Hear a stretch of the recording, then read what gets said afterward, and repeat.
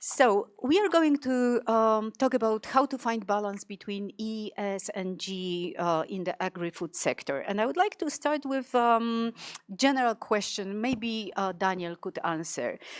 Balancing environmental, social, and governance factors is a complex task. We agree. From your perspective, which aspect of those three is the most challenging for agri-food companies to achieve? I wouldn't I wouldn't say necessarily that one of them is more challenging. It always depends on the context.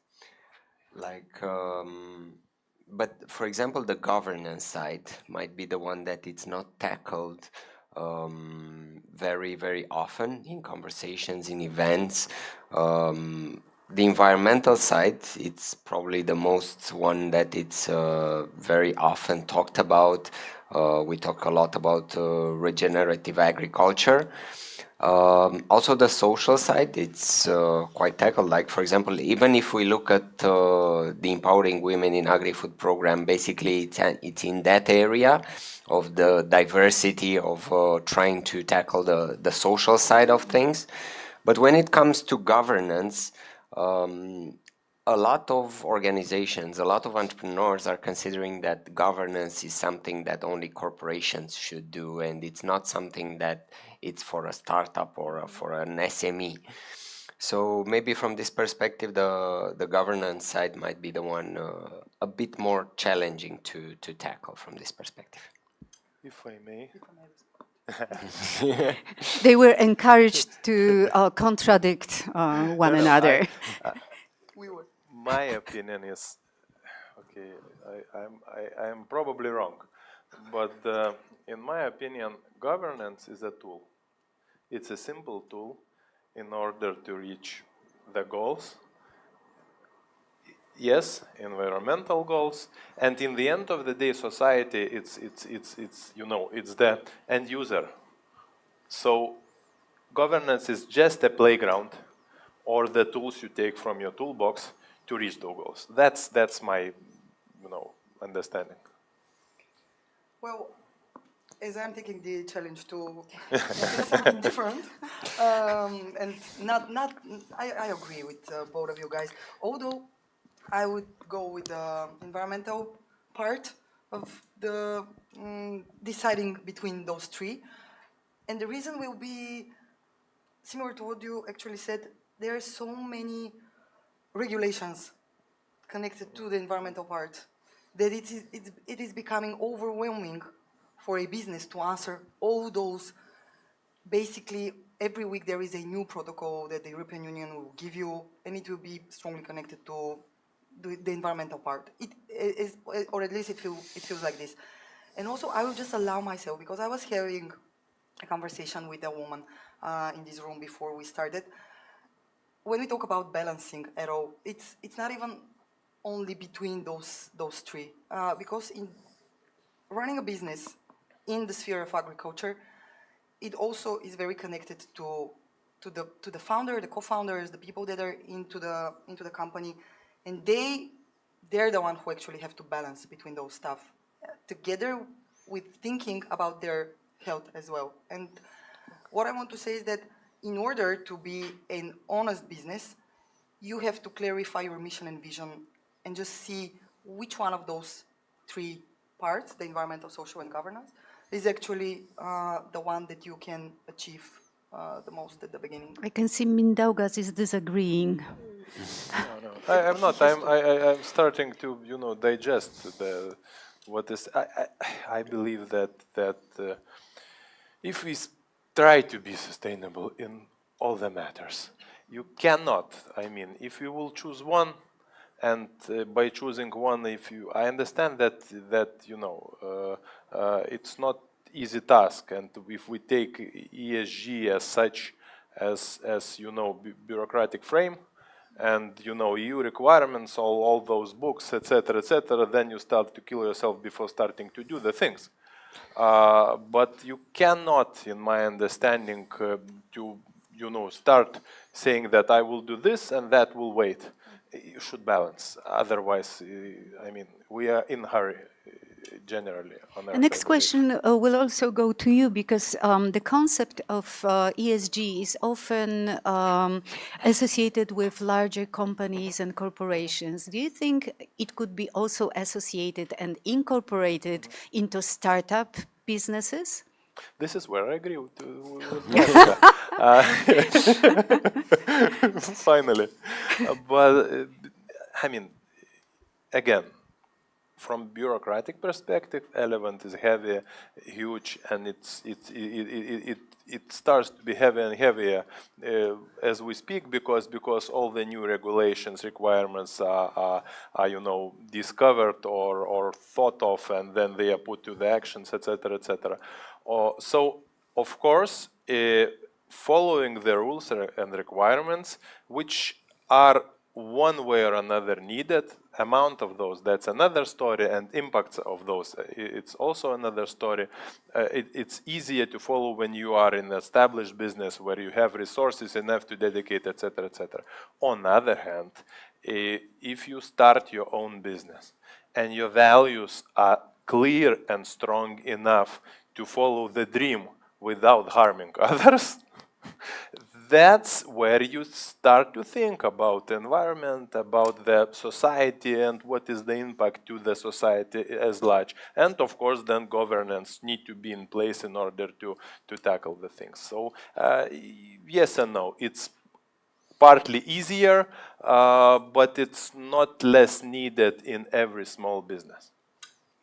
What I would love to add here is the fact that if you are at the moment that you are starting a business right now, it should be sustainable at the core from the beginning. In 2023, soon to 2024, you shouldn't start a business that it's not sustainable, because in just a few years, you will not be financed by anyone. Investment funds, European funds, banks, you name it. It will be harder and harder to access finance if your business is not sustainable, if your business is not measurable, and in the same time, we have to keep in mind that the business needs to be profitable as well. So it's not just the non-financial factors to be taken into consideration, but also we have to consider the fact that it needs to be a running business, that it's creating profit for its shareholders. Okay, so if you have a startup owner who comes to you, to Raiffeisen Bank Romania, and asks for a loan, and what kind of things you would take under consideration? What would you look at? What kind of requirements would you give to this person? From a legal perspective, because Milda was mentioning earlier, it's still not required for a few years for SMEs and for startups to report on their environmental impact. But what is happening is that, for example, if your startup is a supplier for a large company, then automatically, in terms of carbon footprints, for example, you need to report for your suppliers as well. So us as a company, we need to report the scope 3 emissions, the carbon footprint that we have. And most of the times, or at least in our case, the direct emissions of our company are, I would say, rather small compared to the term, let's say, financed emissions. Meaning what our clients are doing with the finances that they are getting from the bank, and what's the amount of emissions that they put into the atmosphere with the money that they loaned from a bank.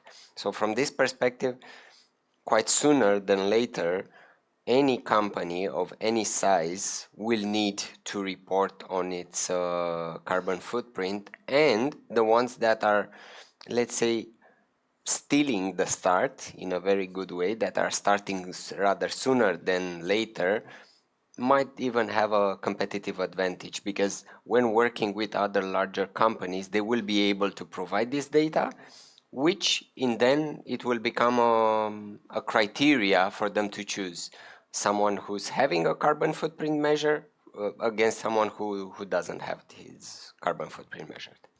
And Blaszka, what about you? How did you get financing? Oh, with a lot of talking. How did you convince them to give you money, to loan you money? I was not kidding with the talking, by the way. Well, when we started, I think we still didn't have the ESG as a definition. So I'm from Bulgaria, just to mention. And the topic of sustainability now is a really hot one. Everybody talks about it. We all want to be sustainable. We don't know what it means exactly, but we all want to be sustainable. Back then, when we were starting the company, we were just thinking about what we wanted to achieve. And it was the idea of showing in our community in Bulgaria that running a business who is based on taking waste and turning it into a valuable product is actually a profitable one. If I can just refer to the previous two questions in order to answer this one. Actually, for us, starting and having this clear mission makes it way easier to achieve this balance between ESG, because I think for the really big companies, the process of becoming sustainable is very tough, and it takes a lot of money, a lot of time. But then when you're small, I just completely agree with you. I can't disagree this time. It's so much, it's just easier, and it makes sense. And we were always very honest about how, in our business, I mean, in my business in Zero Wave, of our mission. And we were open about the things that we don't know. And I have to say, yeah, we won a lot of accelerators based on pitching, basically, and a 5-minute presentation in which we would just focus on the things that we're really strong at and those that we do not exactly understand, like the governance part, for example. For us, it was always like, because it's not that discussed, like what is it, what do we do? And that helped us. I mean, the investors usually would sense if you are making it up, if you are not really honest in what you want to achieve, and if you're not sustainable in terms of ESG. And Mindaugas, your perspective is quite different from Blaszka's, because you're a leader of a group of companies. How did you incorporate the ESG? How do we incorporate ESG? Yeah. First, in terms of financing, if I may still add to my colleagues, it's very practical already nowadays. I mean, this year we were financing part of the farming equipment for our agriculture company, and we got better margin from the bank, from the local bank, due to the fact that we follow the concrete practice, and we use precision agriculture, etc., etc. And it's already, it's amounts, because it's a money, it's already big money, and then you can reinvest more, etc., etc. So that's already living, even though ESG report as such is meant to be issued by 2025 for the year 2024 for the companies which are 250 persons or more, or the listed. In our case, our business is family-owned business, the group of companies I lead, but we are making the steps towards, so we have ESG report for 2023 full ready, on the year 2024. For 2023 we do it. But answering your question, how do we incorporate? I mean, it's not so difficult part is implementation always, but it started from the beginning of the story, started from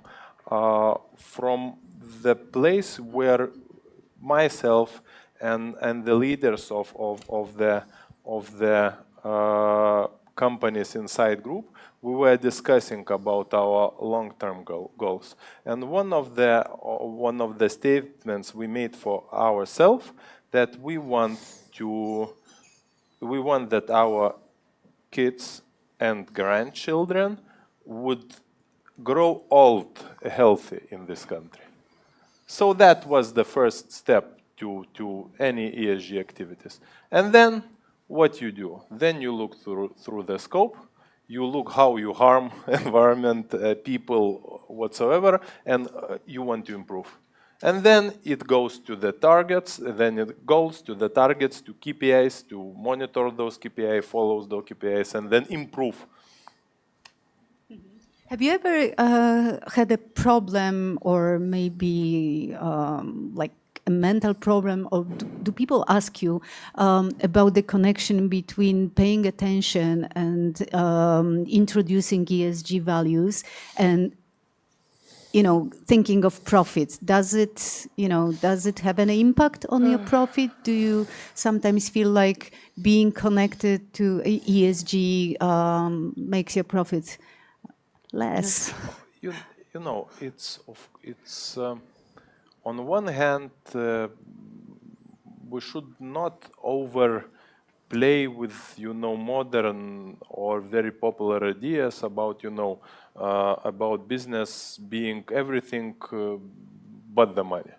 We need to understand that business is it is for making money, but then how part, which is values, mission, and vision, what we achieve.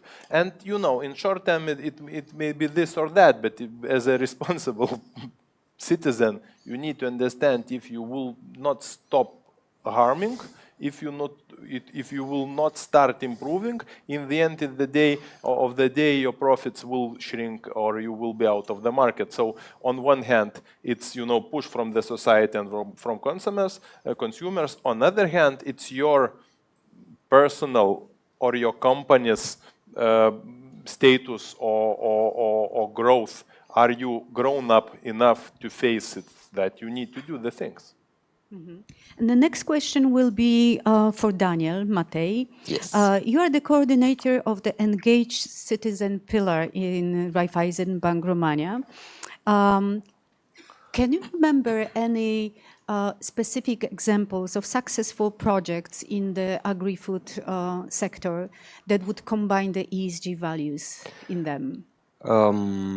There is a program called Greenfields Academy that the bank is supporting since 2021, and there are a few aspects about it which make it a success story on the local market. Basically, it's working with large crop farmers. They need to have more than 100 hectares, so the impact is plausible.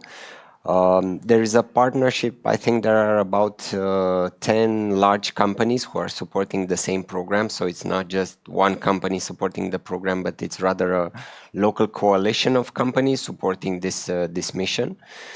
And each and every year they work with about 20 to 30 farmers to, on one hand, teach them how to switch to regenerative agriculture. And on the other hand, it's not just about, we're having some workshops and teach them, but rather there are practical sessions in the field. And also they need to sign a commitment that they will try regenerative agriculture on at least 5 hectares of their land. So basically, they get to see what they learned in theory. They get to practice, they get to visit other farmers who are doing it. And of course, in agriculture, you don't see the results immediately. I mean, you go to a workshop and you apply on Monday. Most probably your crop will be in a few years ready. And also our involvement in EVA in Romania. Mm-hmm. And Blaszka, do you have any ideas of how the agri-food sector could effectively incorporate zero waste values into their businesses? Oh, yes. Yes, I do, but I think we've already seen like great examples from the Walk of Fame that we saw, and I'm just impressed how we actually, being a small business, the first thing that most of us, especially, I mean, it's especially for women, we need this taking care of something, and you can sense it in businesses that are run by women. They would often really think about environment and the money, but environment. I mean, I completely agree. We are doing those businesses because we expect to make money after all. But zero waste as a philosophy, it's very easy to follow. These are those 5 main principles that would be refuse, reduce, reuse, recycle, and rot. And each of us... Can you repeat them? Yes, refuse, reduce, reuse, recycle, and rot. Like the 5 R's. It's very, like they put it very simple so that we can all remember it. And then when I was opening the first zero waste restaurant in Bulgaria, I was going through those principles and I was thinking, okay, what a restaurant does in a way that it actually doesn't make it zero waste. And I loved Ivana, right? I just loved the thing about the minimalism. I would actually, maybe I could rename the restaurant in Błagička Minimalism, because we also have some ways that we are not dealing very good with.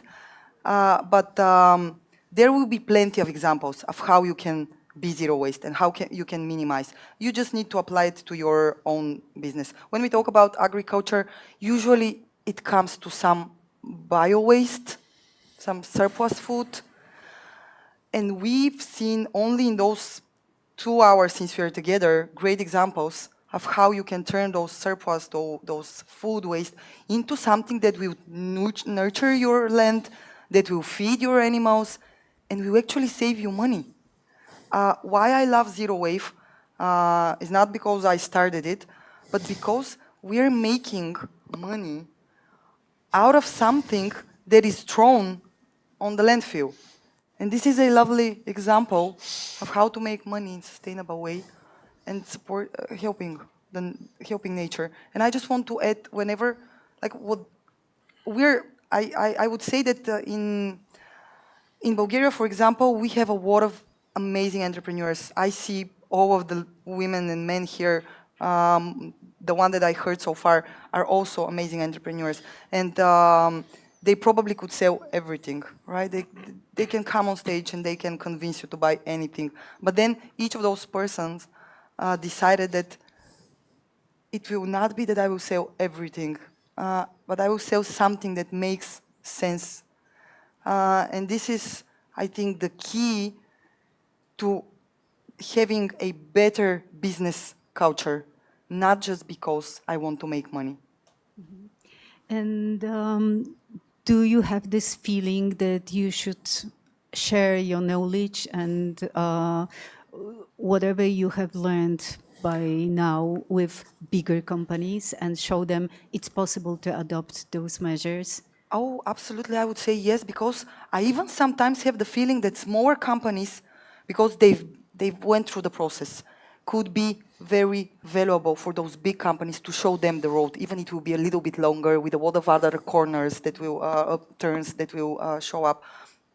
And yes, I mean, sharing, again, if I go back to the stories that we've heard so far, we, in the previous panel, we had 2 ladies with that are using similar the same product, okay? Cooperating between each other is a good way to grow and scale, because at the end we will talk maybe about scaling and growing if you want to make more money. Mindaugas, can you see a role of food companies, corporations in promoting ESG in the agri-food sector to the broader public? Do you do maybe anything like that, or just concentrate on, your own businesses? Look, it's both, I would say. Personally, myself, I am the chairman of the board of the Lithuanian Food Association, Food Producers Association.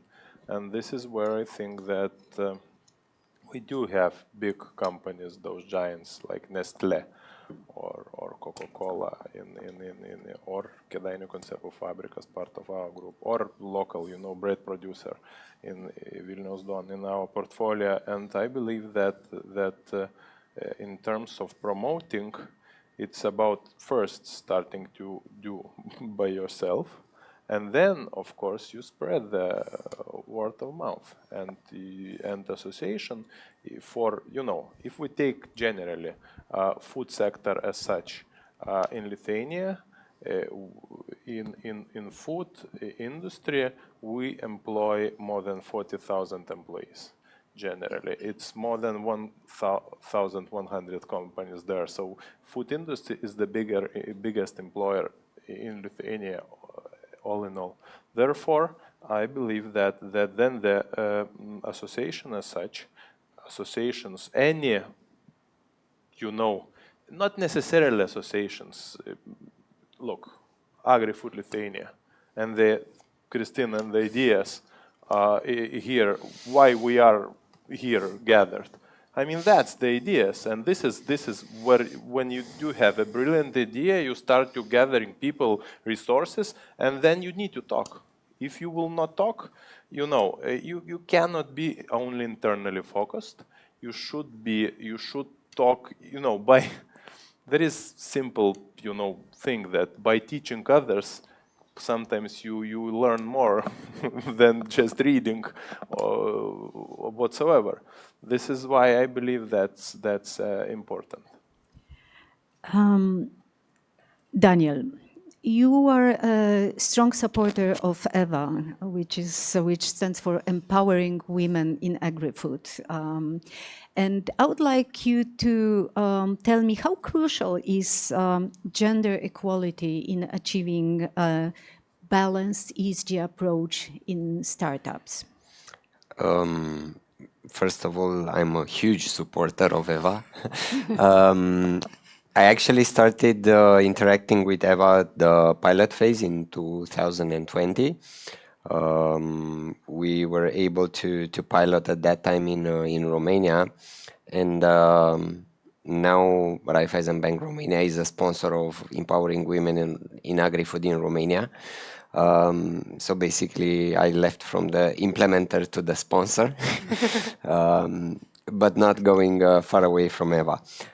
Looking at all these years and all the editions of EVA and the results it had on the local market, at least in Romania, I think one of the things it achieved is it created role models. Going back to communication and the topic earlier, first you need to do and then you need to showcase. We wanted to find those Blažka of Romania, how Blažka is a role model in Bulgaria, and you have her on stage and you want to talk about climate, you want to talk about agri-food, you have her. We wanted to identify those women, like Mihaela earlier, and we wanted to identify those examples. And I'm looking now back to the winner from 2020. She won with a different business idea than the one that she currently has. And it's not always about the specific business idea, but rather about the person that you are helping, because you are not creating, you are helping. They are creating, they are doing the hard work. She's now, for example, a catalyst and putting together local producers in community type of commerce, in which local producers sell directly to consumers, and once per week they meet in a very specific point just to exchange the produce. It's not something that, let's say, it will revolutionize the way that retail works. We will still have big retailers, we will still have big producers, because we need to feed everyone. But in the same time, it's a small model for small local producers and for persons who want to buy directly from those people. Going back, I think programs like EVA are offering a platform for everyone that wants to feel empowered, to learn, and to get the right connections to succeed. But in the same time, what I think it's very important about EVA, it's not only to be supported by EIT food, but also to get the private support it needs in order to be able to run year by year, irrespective that it's funded or not by the European Union. So from this perspective, any companies that are in the room, I can confirm from both sides, it's a great investment and you get very good ROI from sponsoring programs like EVA. Thank you very much. I would like to encourage you to think of questions for the panelists, but before that, I have just one question to each of you, and it's the same for all of you. You used the word vision, and I would like to ask you about your mission, because it seems to me that it's really important to have a mission, except for having a vision, a clear vision of where you want to get. It's good to have a mission in your work. And I'll start with Blaszka. What's your mission? Yes, I think I meant mission most of the times. Actually, in my in what I said, our mission. Well, in Zero Wave, it's very simple. It sounds, and I think missions should be very simple so that each of us can easily spread it, and then the ones that is hearing it could easily remember it, so that he or she would spread it as well after that. So Zero Wave has the mission to turn waste into valuable resource. And then we put the dot. It's a strong message. And I love it because it clearly explains what we want. And although now we are producing edible and non-edible products made out of the brewery spent grain, the byproduct that comes after the production of beer. When we started the company Zero Wave itself, we decided that we will not write more about the mission. So we will literally write it this way: turn waste into resource. Because our vision then is that we can, if we find a lot of money, make a lot of money, to start using other waste products, byproducts, and turn also them into a resource. So this is our mission, and the restaurant's mission, the first zero waste restaurant in Bulgaria, Blagichka Zero Waste. The mission there is to hire underprivileged youths who are cooking local food, producing zero waste. And this is a very good mission because it involves both environmental, social, and governance. Thank you. Without even knowing, I mean, this mission is from 2016. I didn't know about ESG back then. It's look,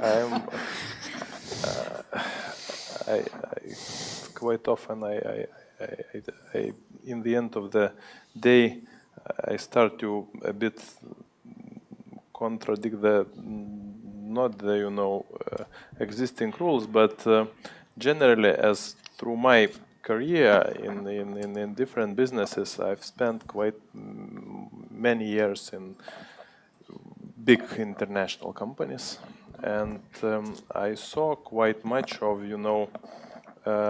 you take mission and the vision without naming, I mean, the word, but you take mission and the vision, and you take specific region, whatever, Nordic, Southern Europe, or where you put the finger, and then it's quite usual that if you just keep the same mission vision and you just change the brand name, it does not. It sounds well. I mean, everybody there, they have team spirit as the core value, and you just change the brand names, and that's, in my understanding, it's a little bit theater and the things, hygienic things which companies made some years ago, and they don't have a with what it's there and why they are there. Therefore, I am I am not the very big fan of you know, mission, vision, values, and if we have those, then we are successful. We are very, you know, positive impact to the environment, etc., etc. It depends very much on the company. It depends very much on the people around. In our case, for example, our group of companies, we are 15 companies, 700 employees. We have values and pursuits. These are two things. Values, which are common to our businesses, strategic and side businesses, etc., and then pursuits where we want to go towards to. And then when we go to specific company inside the group, then we may have more specific mission or more specific goals. Therefore, I wouldn't say that it's most important to have this kind of mission. It's most important to one, be honest to yourself, and because values, they exist independently. You know those, you can name those or not. In every society, in every company, values exist. So you need to find those, see those, name those, compare are those relevant, and then go with them to make an impact. So this is my view to your question. Thank you. And Daniel, what kind of mission do you have in mind when you go to your office and think of the work that is ahead of you? I was listening to Blažka and Mindaugas, and from this perspective, you are both entrepreneurs, and it's normal to somehow drive the vision and the mission of the companies that you own and you lead. But on the other hand, looking at me as an employee, and some of us maybe are not leaders or are not the founders of the organizations that we work for. And that's the moment when you're starting to consider your own personal mission. Why am I doing this job? It could be just for the money, and it's not bad, but you then have to admit this to yourself. This is the job that I do for money, and that's it. For me personally, it's also about working with communities that are doing something for the better. Could it be communities of entrepreneurs? Could it be an NGO community? The current switch that I've made this year from a local accelerator to a bank, I also switched to the Engaged Citizen pillar, which is how it was called, corporate social responsibility. So I'm still working with communities. But at the end of the day, it's about finding your why.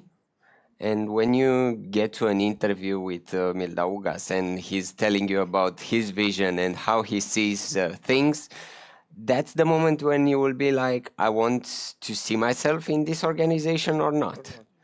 Because that's something that's very important. We spend a lot of part of our time working, and I think it should be something that's meaningful to us as well. Thank you very much. We have just a couple of minutes and we have a question. I'll give you the microphone. Thank you so much, especially Blažka. You are so empowered and inspired to me. Thank you. And I want to ask the Mindaugas, actually the CEO at the Vikanda Group, and I checked the biggest company, I think, in Lithuania or something else. I don't know. There are many bigger than us. I just wanted to ask, do you have any collaboration with small startups during this process to empower their ideas or the innovations? Because in Turkey, we have one group like that, the Anadolu Group, we are called Anadolu Group, and they have a program, just POC stage startups, and actually we are accepted and we just, they pay us for our running our business to improve their ECG ideas and goals and prove our conception. And I wanted to ask, just do you have any things? If you, as mentioned already, I missed that, sorry. Thank you. Thank you for it's a good question. You know, we are not who we are and whom we are not. We are not accelerator. That's clear. And on the other hand, we do have collaborations and cooperation with startups. We invest to those. But what we do, we start to match them that they are kind of, it's our topic, our theme.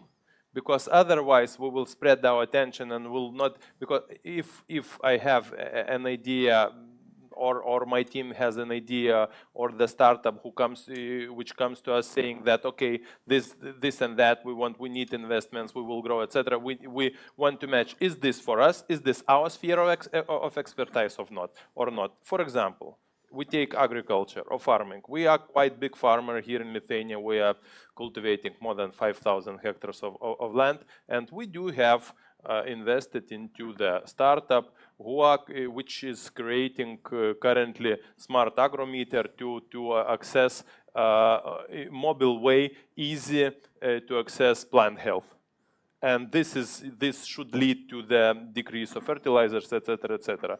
Or if we take our food companies, then we do have specific cooperation with food startups. So yes, we cooperate. At the same time, we try to narrow the scope, so we cooperate where we can add value. If we cannot, independently of startup in the future, it may be, you know, billion-euro business, but if it's not our topic or not our theme, we are not involving ourselves. Are there any other questions? If not, we'll just wrap up, and I would like you to stay with this idea that we have to look not only for a vision, but also for a mission. Mindaugas, forgive me. Thank you. And thank you so much for coming here and for sharing your wisdom and experience. And now the floor goes back to Maciek and the second walk of Eva fame.